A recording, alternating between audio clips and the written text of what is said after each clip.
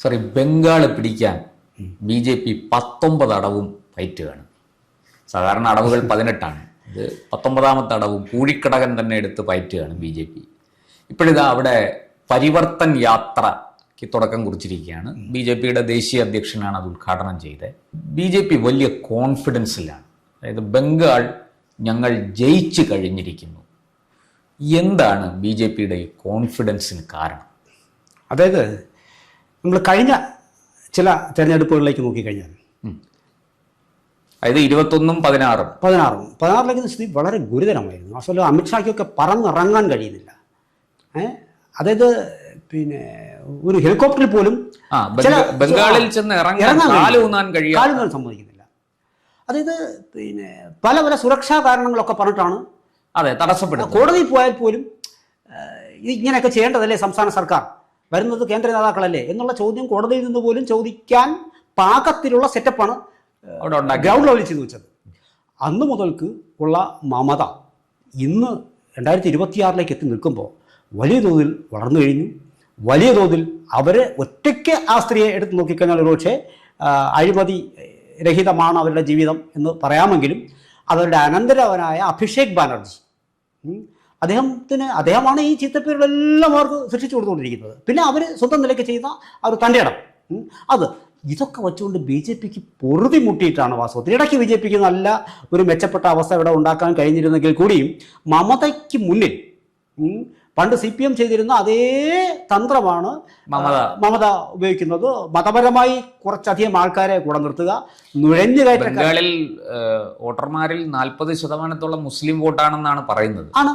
അപ്പൊ ഈ വോട്ടുകളിൽ കണ്ണിവെച്ച് അമിത പ്രീണനം നടത്തുക, നുഴഞ്ഞുകയറ്റക്കാരെ രാജ്യത്ത് ഒരിടത്തുമില്ലാത്ത വിധം പ്രോത്സാഹിപ്പിക്കുക, സംരക്ഷിക്കുക. അപ്പൊ ഇതൊരു ദേശീയ സുരക്ഷ. അവിടെ ഈ വോട്ടർ ID കാർഡ്, ആധാർ കാർഡൊക്കെ വ്യാജമായിട്ട് ഉണ്ടാക്കി കൊടുക്കുന്ന ഒരു വലിയ മാഫിയ തന്നെ ഉണ്ടായിരുന്നു.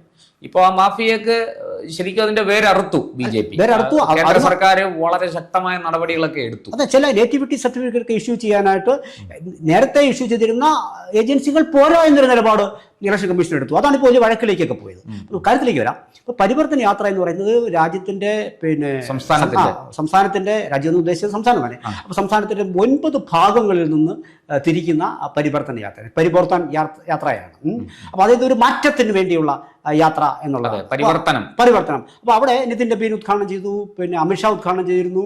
ഈ 9 യാത്രകൾ ഒരുമിച്ച് പിന്നെ ഒരു സ്ഥലത്തേക്ക് വരുന്ന ഒരു സംഭവമാണ്. അപ്പോൾ തന്ത്രപ്രധാനമായ സ്ഥലങ്ങളിൽ നിന്നാണ് ഓരോ യാത്രയും ആരംഭിക്കുന്നത്. അപ്പോൾ അത് വളരെ കരുതി കൂട്ടിയുള്ള ഇതൊക്കെ രാഷ്ട്രീയ യാത്രകൾ. നമുക്കിവിടെ കാസർഗോഡ് ടു പാറശാല പല യാത്രകൾ വരുന്നത് പോലെ, യാത്ര വരുന്നത് പോലെ ഇത് 9 മേഖലകളിൽ നിന്നാണ് ഈ യാത്ര വരുന്നത്. അപ്പോൾ ഇതിനകത്ത് വളരെ ഉദ്ഘാടന സമയത്ത് തന്നെ അമിത്ഷാ നയം വ്യക്തമാക്കി.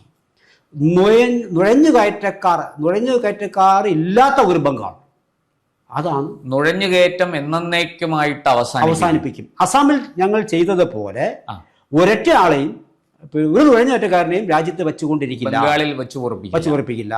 അപ്പൊ അതിന് അവിടെ SIR ഒക്കെ നടപ്പാക്കി ഇപ്പോൾ കരട് വോട്ടർ പട്ടിക വന്നു.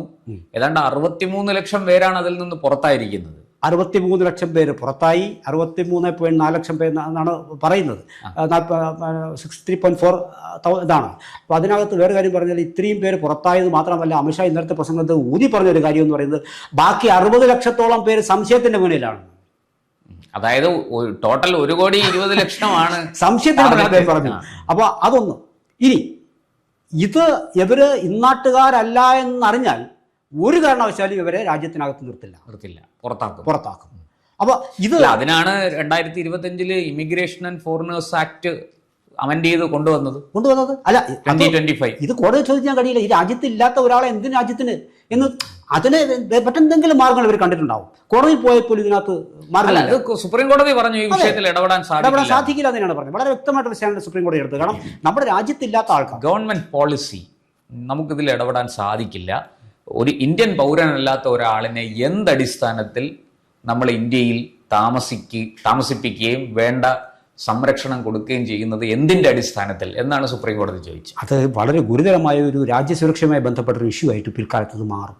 അപ്പോൾ ഇപ്പോഴും ഒരു നടപടിക്രമം ഇതിനകത്ത് സ്വീകരിച്ചില്ലെങ്കിൽ വലിയ ബുദ്ധിമുട്ടുണ്ട്. അത് സുപ്രീം കോടതിക്കും ബോധ്യപ്പെട്ടു എന്നുള്ളതാണ്. അതുകൊണ്ടാണ് ഈ ഒരു വിഷയം വരുന്നത്. BJP സംബന്ധിച്ചിട്ട് സ്റ്റാൻഡ് വളരെ ക്ലിയറാണ്. അത് പക്ഷേ അവർ ഒരു കാര്യം ഇന്നലെ ആഡ് ചെയ്തു.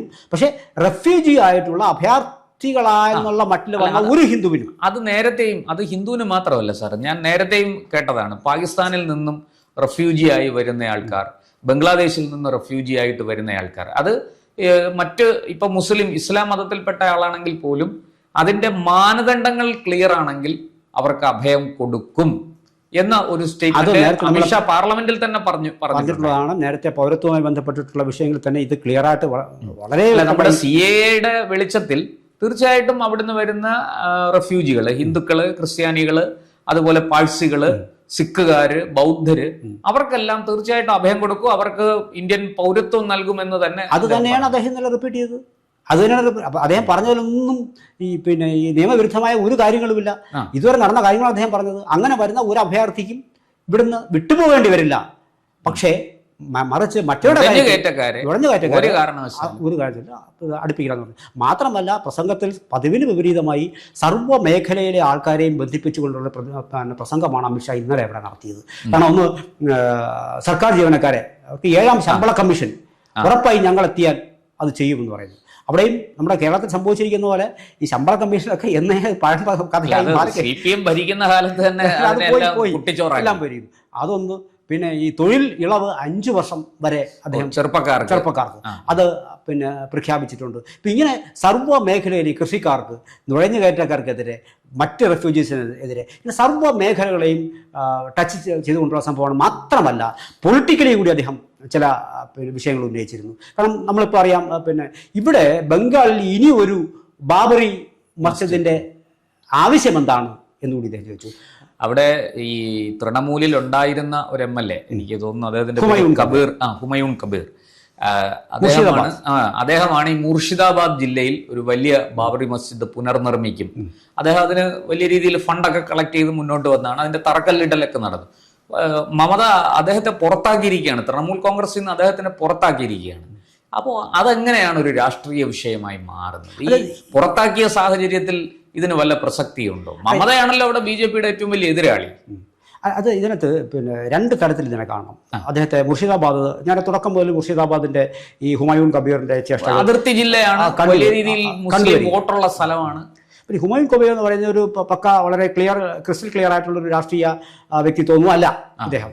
അവിടെ എവിടെയും കറങ്ങി വന്ന് അവസാനം ഇവിടെ തൃണമൂലെത്തിയ ഒരു മനുഷ്യനാണ് ഇദ്ദേഹം. പക്ഷേ ഇദ്ദേഹത്തെ ആര് ഉപയോഗിക്കുന്നു എന്നുള്ളത് ഇനി പിന്നെ കാലം തെളിയിക്കേണ്ട വസ്തുതയാണ്. 2 തരത്തിലാണ് ആരോപണം വരുന്നത്. ഒന്ന്, ഇപ്പോൾ അമിത്ഷാ ഇന്നലെ പറഞ്ഞ കാര്യം, ഇന്നലെ വരെ പറയാത്തതും ഇന്നലെ പറഞ്ഞതുമായ കാര്യം, മമത ഒരു ഗൂഢാലോചനയുടെ ഭാഗമായി ഇദ്ദേഹത്തെ പുറത്താക്കുകയും, അതായത് മമതയ്ക്കെതിരെ വരുന്നത് എന്താണ്, ഒരു വലിയ തോതിലുള്ള മുസ്ലിം പ്രീണനമാണ് ആരോപിക്കപ്പെട്ടത്. അപ്പൊ ഇദ്ദേഹത്തെ പുറത്താക്കിയതോടെ അതിൽ നിന്നും അവർ രക്ഷപ്പെട്ടു എന്നാണ് ചിന്ത. ഇത് രക്ഷപ്പെടാൻ തന്ത്രമായിരുന്നുവെന്നും അപ്പോൾ അദ്ദേഹത്തിനെ പിന്നെ പുറത്താക്കുന്നുവെന്നും അദ്ദേഹം മറ്റിടത്ത് പിന്നെ നേരത്തെ ഇദ്ദേഹം ഒരു പള്ളി പണിയുന്നതുമായി ബന്ധപ്പെട്ടിട്ട് അങ്ങനെയൊന്നും പള്ളി പണിയാൻ കഴിയില്ല എന്നുള്ള വാദം ഉയർത്തിക്കൊണ്ട് ഇദ്ദേഹത്തെ പുറത്താക്കുന്നു. ഇദ്ദേഹം പുറത്തു പോകുന്നു, ഇദ്ദേഹം പള്ളി പണിയലുമായി ബന്ധപ്പെട്ട് പോകുന്നു. എന്നിട്ട് മമത ആരോപിച്ചത് എന്താണെന്ന് വെച്ചാൽ BJP സ്വാഭാവികമായിട്ടും പൊളിറ്റിക്കലി ലാഭം കയറാൻ എല്ലാവരും ആഗ്രഹിക്കും. അങ്ങനെ ഒരു കേട്ടു, ഹുമയൂൺ കബീറിന്റെ പുറകിൽ BJP ആണ്. സ്വാഭാവികമായിട്ടും പിന്നെ ഒരു ബാബറി മസ്ജിദ് അവിടെ പണിയണമെന്ന് പറയുമ്പോഴത്തേക്ക് ആർക്കും നമ്മുടെ ഇപ്പോൾ കേരളത്തിൽ വേണമെങ്കിൽ ഒരു ബാബറി മസ്ജിദ് പണിഞ്ഞുകൂടെ? അതിനകത്ത് അവിടെ ജനങ്ങൾ 2 തട്ടിലായിട്ട് തിരിയും. പക്ഷെ എന്ന് വെച്ചിട്ട് ഇപ്പോൾ ഒരു പുതിയ അമ്പലം വരുന്നത് പോലെ ഒരു പുതിയ പള്ളി വന്നുകൂടായോ എന്നൊരു ചോദ്യമുണ്ട്. അപ്പോൾ അത് നിയമപരമായി കുറെ ചെന്നാൽ അവർ നിങ്ങൾ സ്വന്തം സ്ഥലമുണ്ട്, അവനവൻ്റെ സ്ഥലമാണെങ്കിൽ ചെയ്തോളൂ തന്നെ പറയും. ഏതെങ്കിലും ഇപ്പോൾ പള്ളികളൊക്കെ വരുന്നത് ക്രിസ്ത്യൻ പള്ളികളായാലും അങ്ങനെയല്ലേ വരുന്നത്, ഏതെങ്കിലും ഒരു പ്രധാനിയുടെ പേരിൽ ഒരു പള്ളി വരും, അതേ ഉള്ളൂ. അതിനകത്ത് ബംഗാളിൽ അതിനകത്ത് കൃത്യമായൊരു രാഷ്ട്രീയമുണ്ട്. ഈ മറ്റൊരു സാധ്യത ഞാൻ ചോദിക്കുന്നത്, ഈ ഹുമയൂൺ കബീറിനെ പുറത്താക്കിയത് വാസ്തവത്തിൽ ജനങ്ങളുടെ കണ്ണിൽ പൊടിയിടാനാണോ? കാരണം ഹുമയൂൺ കബീർ തൃണമൂലിൽ നിന്ന് തെറ്റിപ്പോയി തൃണമൂലിനെതിരായിട്ട് അവിടെ മത്സരിക്കും എന്ന വ്യാജേന മത്സരിക്കുന്നു. മറ്റൊരു വിഷയമുണ്ട്, അവിടെ മമതയ്ക്ക് പഴയതുപോലെ മുസ്ലിം പിന്തുണ ഇല്ല എന്നൊരു കണ്ടെത്തൽ അവിടെ ചില മാധ്യമങ്ങളെങ്കിലും നടത്തിയിട്ടുണ്ട്. കാരണം അവിടെ വലിയ 3 ക്ഷേത്രങ്ങളാണ് മമത നിർമ്മിച്ചു കൊടുത്തത്. ഇത് ബംഗാളിലെ മുസ്ലിങ്ങൾക്കിടയിൽ വലിയ ഒരു എതിർപ്പിന് കാരണമായിട്ടുണ്ട്. മമത ഈ തരത്തിൽ അവിടെ 3 പ്രധാനപ്പെട്ട ക്ഷേത്രങ്ങൾ വലിയ ക്ഷേത്രങ്ങൾ നിർമ്മിച്ചു കൊടുത്തു. അത് വലിയ രീതിയിൽ സർക്കാർ ഫണ്ടൊക്കെ ഉപയോഗിച്ചു എന്ന ആരോപണം അവിടെ നേരിടുന്നുണ്ട്. അപ്പൊ അതുകൊണ്ട് തന്നെ മുസ്ലിം വോട്ട് കൃത്യമായിട്ടും മമതയ്ക്ക് കിട്ടാനുള്ള സാധ്യത വളരെ കുറവാണ്. അത് കോൺഗ്രസിലേക്ക് പോകും എന്ന ഒരു പ്രതീതി അവിടെയുണ്ട്. അങ്ങനെയെങ്കിൽ ആ വോട്ട് കോൺഗ്രസിലേക്ക് പോകാതെ അത് ഹുമയൂൺ കബീർ വഴി പിടിച്ചെടുക്കുകയും പിന്നീട് ഹുമയൂൺ കബീറിനെ നമ്മുടെ തൃണമൂലിന്റെ സഖ്യകക്ഷിയാക്കുകയും ചെയ്താൽ എന്തു ചെയ്യും? അതിലേക്കുള്ള ഒരു മാർഗമാണ്, ഒരു ഗൂഢാലോചനയുടെ ഫലമാണ് ഹുമയൂൺ കബീർ പുറത്തു പോയത് എന്നാണ് അമിത്ഷാ ഇന്നലെ പറഞ്ഞു വെച്ചത്. അപ്പോൾ മമത കൃത്യമായി ജനങ്ങളുടെ കണ്ണിൽ പൊടിയിടാൻ വേണ്ടിയായിരിക്കണമല്ലോ, തെരഞ്ഞെടുപ്പിൽ ജയിക്കാനും വേണ്ടിയിട്ടുള്ള ഒരു തന്ത്രമാണ്. ഒരു ഭാഗത്തുനിന്ന് ചിന്തിക്കുമ്പോൾ അങ്ങനെ ഒരു തന്ത്രം സ്വാഭാവികമായിട്ടും ഇവർക്ക് രണ്ട് കൂട്ടർക്ക് ലാഭമാണ്. നമ്മുടെ കേരള കോൺഗ്രസ് വിഘടിച്ചിട്ട് 2000 നിൽക്കുമ്പോൾ ലാഭം പോലെ മമത പറഞ്ഞിട്ടുണ്ടാവും, നീ ഒറ്റയ്ക്ക് നിന്നാൽ വോട്ടൊന്നും ചിഹ്നത്തിലേക്ക് പോകുന്നില്ലല്ലോ, നിങ്ങൾക്ക് നിൽക്കാം, നാളെ എവിടെ ചെന്നാലും ഒരു വിലപേശലായിട്ട് അത് കയ്യിൽ നിൽക്കുകയും ചെയ്യും. രണ്ട്, മമതയ്ക്ക് ഈ ചീത്തപ്പേരിൽ തൽക്കാലം ഒഴിയുകയും ചെയ്യാം. മറുഭാഗത്ത് BJP ഇതൊരു ഗൂഢാലോചന തന്ത്രമാണ്, ഇവർ തമ്മിലൊന്ന് ആലോചിച്ച് പറഞ്ഞു ആവർത്തിച്ചുകൊണ്ട് BJPക്ക് ഒരു ഹിന്ദു പോളറൈസേഷന് വേണ്ടിയുള്ള വേദി ഒരുക്കുകയും ചെയ്യാം. അപ്പോൾ ഇത് ആര് ജയിക്കും, ആരാണിതിൻ്റെ ഉത്തരവാദി എന്നുള്ളത് കാലം തെളിയിക്കേണ്ടി വരും. മമതയ്ക്ക് കഴിഞ്ഞ 15 വർഷമായിട്ട് തുടർച്ചയായിട്ട് ഭരിച്ചു വരുന്ന മമതയ്ക്ക് ആന്റി ഇൻകംബൻസി ഉണ്ട്, ശക്തമായ ഭരണവിരുദ്ധ വികാരം അവിടെ ഉണ്ട്. ഈ ഭരണവിരുദ്ധ വികാരത്തെ വോട്ടാക്കി മാറ്റുകയും ഈ പറഞ്ഞതുപോലെ ഒരു പോളറൈസേഷൻ അവിടെ സംഭവിക്കുകയും ചെയ്യും എന്ന ഒരു ഉറപ്പാണ് BJPക്ക് ഇത്രയും ആത്മവിശ്വാസം നൽകുന്നത്. ഉറപ്പായും. അത് മാത്രമല്ല, ഈ അഭിഷേക് ബാനർജിയെ കടന്നാക്രമിക്കുകയാണ് വലിയ രീതിയിലാണ്. ഏറ്റവും ഒടുവിൽ EDയുടെ റെയ്ഡ് നടത്തിയത് പോലും അഭിഷേക് ബാനർജിയെ കൃത്യമായിട്ട് അഭിഷേക് ബാനർജിക്ക് എതിരായ ചില തെളിവുകൾ കിട്ടിയതിന്റെ അടിസ്ഥാനത്തിലാണ് പറയപ്പെടുന്നത്. അഴിമതിയുടെ അനന്തരവന നിങ്ങൾക്ക് വേണമോ എന്നാണ് അമിത്ഷാ ഇന്നലെ ചോദിച്ചത്. ബീഹാറിൽ ചെയ്ത അതേ മാർഗത്തിൽ കൂടി തന്നെ ഞങ്ങൾ ബംഗാളിലേക്ക് വരും എന്നാണ് ഇന്നലെ അദ്ദേഹം ആവർത്തിച്ചത്. സ്വാഭാവികമായും ഈ ബീഹാറിൽ നടപടിക്രമങ്ങളെല്ലാം വളരെ സുതാര്യമായിരുന്നു, വളരെ വ്യക്തമായിരുന്നു. സുപ്രീം കോടതിക്ക് പോലും തെരഞ്ഞെടുപ്പ് കമ്മീഷന്റെ നടപടിക്രമങ്ങളെ ചോദ്യം ചെയ്യാൻ കഴിഞ്ഞില്ല. അതേ റൂട്ട് തന്നെയായിരിക്കും ഇവർ ബംഗാളിൽ എടുക്കുക. ഇനി അസമിലും എടുക്കുന്നത് അതിർത്തി പ്രദേശങ്ങളുള്ളതിൽ അങ്ങനെ തന്നെ എടുക്കാൻ കഴിയുള്ളൂ. അപ്പോൾ ആ ബീഹാർ സെയിം ഒരു സ്റ്റെപ്പ് അവിടെ എടുത്തത് ഇവിടെയും എടുക്കും. വളരെ ക്ലിയർ കട്ടാണ് അദ്ദേഹം പറഞ്ഞത്. കാരണം ഇലക്ഷന് കൃത്യമായി ഒരു പാകത്തിൽ ഭൂമി കിളച്ച് മറിച്ചിട്ടിരിക്കുകയാണ് വാസ്തവത്തിൽ അമിത്ഷാ ഇന്നലത്തെ ഒരു സംഭവം കൊണ്ട്. വരുന്ന ആളുകളിൽ വലിയ തോതിൽ ചർച്ച ചെയ്യപ്പെടും. മമത ഏത് അളവിൽ, ഏത് രീതിയിൽ, ഏത് ഭാഷയിൽ ഇദ്ദേഹത്തെ നേരിടുമെന്ന് നമുക്ക് വരുന്ന ദിവസങ്ങളിൽ കാണാം. കൂടുതൽ വാർത്തകളും വിശേഷങ്ങളും നേരിട്ട് ലഭിക്കാൻ ജനങ്ങളിൽ നിന്ന് ജനങ്ങളിലേക്ക് ജനഭൂമി ന്യൂസ് സബ്സ്ക്രൈബ് ചെയ്യൂ. ബെൽ ബട്ടൺ അമർത്താനും മറക്കരുത്.